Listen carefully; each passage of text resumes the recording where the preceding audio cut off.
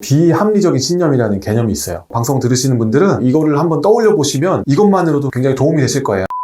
비합리적인 신념은 비현실적이고 비합리적인 믿음을 얘기하는데요. 비현실적이고 비합리적인 믿음을 신념으로 갖게 되면 어떤 이제 당위적인 특징을 띠게 됩니다. 당위적이라는 건 해야만 한다라는 게 굉장히 강해요. 그러니까 영어로 치면 should가 아니고 must. 꼭 이거는 해야만 해. 빠져나갈 구멍이 없는 이런 신념들은 물론 처음부터 생긴 게 아니에요. 성장 배경 중에 실패도 경험하고 어떤 아픔도 경험하고 또 성공 경험도 하면서 성공으로 경험했던 것도 나는 이러니까 이래야만 해.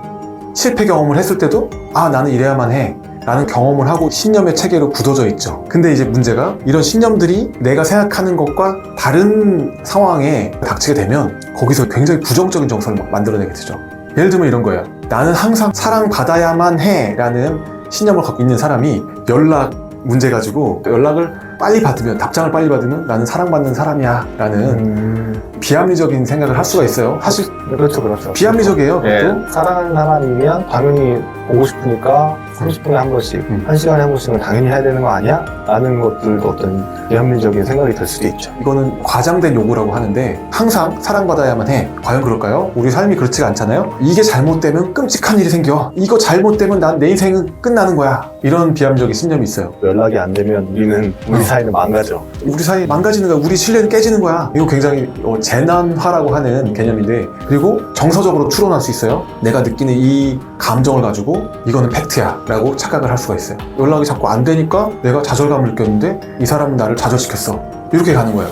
이건 단순히 내가 느끼는 감정일 수도 있는데 이 사람은 나를 무시했어. 이렇게도 갈 수가 있는 거죠. 다른 사람의 행동은 모두 나와 관련성이 있어 라고 생각하는 자기중심적인 사고가 있습니다. 그러면은 내가 어떤 행동을 했을 때 다른 사람이 보이는 반응에 대해서 지나치게 생각을 하게 되죠. 다른 사람은 실제로 나를 보고 있지 않고 나에게 관심이 없는데 내가 한 행동을 다 보고 있을 거라고 생각하고 나를 무시했다고 혼자 생각할 수도 있고, 이게 너무 지나치게 개인적인 거라고 해서 개인화라는 이름을 붙입니다. 대부분의 사람들이 저 중에 한 가지 정도는 혹은 한두 가지 정도는 다 조금씩은 갖고 있을 것 같아요. 심리치료 영역 중에 인지행동치료라고 있거든요. 불안, 우울증, 공황장애 같은 정신건강 문제 같은 것들을 해결하는데 효과적으로 활용되는 심리치료 영역이에요. 이 인지행동치료의 핵심이 인지하는 것들을 전환해서 행동도 바뀌고 정서도 전환을 시키는 치료라고 볼 수 있는데요. 인지행동치료의 과정에서는 부정적인 사고 그리고 비합리적인 신념이 있는 것을 찾아서 바꿔주는 그런 기회를 갖게 돼요. 그러면서 관점을 다르게 보게 되면 정서가 바뀌게 되는 거예요. 같은 이유로 계속 반복적인 어떤 아픔을 경험하고 있다면 네. 아마도 그 안에 뭔가 비합리적인 신념이 계속 영향을 주고 있을 것 같아요. 그런 것들이 네. 계속 영향을 주고 반복이 되고 있다. 맞아요. 그런 분들이라면 이런 전문가에게 인지행동 치료에 도움을 받는 게 도움이 많이 될 것 같아요. 직접적으로 상담을 받으시면 정말 효과적입니다만, 그게 아니라면 이 개념을 생각하시면서 내 삶 속에 비합리적 신념이 어떤 것이 있는지 찾아보시는 거를 추천드리겠습니다. 예를 들어서 연락이 계속 늦어요. 그러면 다르게 생각해 볼 수 있는 부분은 뭐가 있을까요? 불안한 사람 입장에서는 이 사람은 나를 사랑하지 않아. 혹은 바람 피는 거 아니야? 나를 무시하나? 이걸 다르게 생각하면 뭐가 있을까요? 바쁘겠지. 바쁜가 보다. 바쁜가 보다. 뭐 집중해서 뭘 하고 있나 보다. 이따가 하겠지 뭐 저녁에. 이렇게. 이 사람은 원래 이런 연락 패턴을 갖고 있는 사람이구나. 그래서 이런 것들을 한번 예시를 들어서 바꿔가는 과정까지 한번 가볼게요. 나는 항상 사랑받아야만 해. 나도 모두를 사랑하지 않는다. 누군가는 나를 좋아하지 않을 수도 있고 나도 어떤 사람이 좋을 때도 있고 싫을 때도 있다. 다른 사람들도 그럴 것이다. 나도 싫어하는 사람 있잖아. 생각해보면 그러네요. 역지사지로 내가 하고 있는 것들을 한번 생각을 해보면 이게 답이 나올 것 같아요. 이게 잘못되면 끔찍한 일이 생길 거야. 이게 잘못해도 세상이 무너지는 건 아닐 거야. 그리고 생각보다 별게 아닐 거야. 그리고 예전을 생각해보니 비슷한 일이 있었을 때 그렇게 큰 일이 일어나지 않았어. 라는 식으로 생각할 수 있을 것 같아요. 다른 사람의 행동은 모두 나랑 관련이 있을 거야.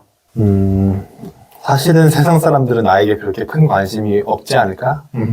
나도 사실은 세상 사람들한테 관심이 그렇게 크지 않은 것처럼. 긍정적인 증거를 무시하고 부정적인 것만 보게 되는 경우가 있죠. 이거를 어떻게 바꾸면 좋을까요? 부정적인 것도 긍정적인 것도 사실은 다 함께 존재하는 게 세상의 원리다. 모두 다 양면적인 부분이 있다라고 받아들여야 될 것 같아요. 네, 통합적으로 보시면 그럴 수 있을 것 같아요. 그래서 내가 지금 바라보고 있는 관점이 지나치게 어떤 한쪽에 좀 치우쳐 있는 건 아닌가. 확증 편향이라고 그러죠. 내가 보고 싶은 것만 자꾸 보는데 그 보고 싶은 것들이 계속 부정적인 사고로 연결되지 않나 라는 걸 좀 한번 생각해 볼 필요가 있는 것 같아요. 그래서 얘기를 좀 나눠보니까 인지행동 치료라는 분야가 굉장히 뭔가 합리적이고 논리적인 이야기들을 많이 한다라는 생각이 드실 거예요. 그래서 이 분야에서 많이 쓰는 기법 중에 하나가 소크라테스식 질문이라고 계속 질문을 던지는 거예요. 그러면서 내가 어떤 바라보고 있는 현상, 연락이 안 오고 있는 거, 그거에 대해서 내가 생각한 점이 있다면 연락이 늦게 오면 왜 안 되는데? 이런 이유 때문에 안 되지. 그래? 그러면 뭐 그거는 왜 안 되는데? 하고 계속 질문을 던져보다 보면 나중에는 생각해보니까 그렇게까지 내가 생각할 건 아니었구나. 예를 들면 회피 애착하고 연애를 할 때 왜 이렇게 답장을 안 하지? 하는 이제 불안에 빠져 있어요. 답장이 늦으면 어떻게 되는데? 그럼 내가 불안해지겠지. 내가 불안하고 힘들겠지. 그래? 불안해지는 이유는 무엇인데? 어떤 이유 때문에 불안해지는데? 이 사람이 나를 떠날까봐 좀 불안한 마음이 있지. 그러면 연락을 늦게 한다는 건 너를 떠난다는 뜻이야? 나는 그렇게 생각을 했었는데 그렇지 않을까? 그래? 근데 이 사람한테 물어봤어? 이 사람의 마음이 어떤지 물어본 적 있어? 얘기가 좀 진행이 되는 거예요. 그러다 보면 나 혼자 생각하는 것일 수 있겠다라는 것이 어떤 통찰로 이루어지게 되고, 그래서 어떤 상황마다 한번 이런 것들을 시도해 보시면서 생각들을 바꿔보시는 거를 너무너무 추천을 드립니다. 혼자 하시기가 어려우신 분들은 전문적인 상담을 여기 사심방송으로 신청하셔도 될 것 같아요. 연락 문제로 고통을 받고 계신 분들이 있다면 사심방송, 사심쌤을 통해서 신청해 보시는 것도 가능하겠죠? 물론이죠. 물론 네. 가능하죠. 사심방송 채널에서 멤버십을 계획을 하고 있습니다. 우와. 그래서 멤버십 회원분들에게 성격 검사 툴 같은 것도 제공해드릴 예정에 있고, 멤버십 영상 같은 것도 계획을 하고 있고요. 상담도 신청하실 수가 있습니다. 더 자세한 거는 멤버십이 활성화됐을 때 더 말씀을 드리도록 하겠습니다. 혹시라도 모르시겠거나 더 궁금한 게 있으신 분들은 댓글로 달아주시거나 하시면은 더 심도 깊은 콘텐츠를 만들 수 있을 것 같아요. 저희는 다음 시간에도 흥미로운 심리 이야기 가지고 돌아오겠습니다. 여러분, 안녕히 계세요. 안녕히 계세요.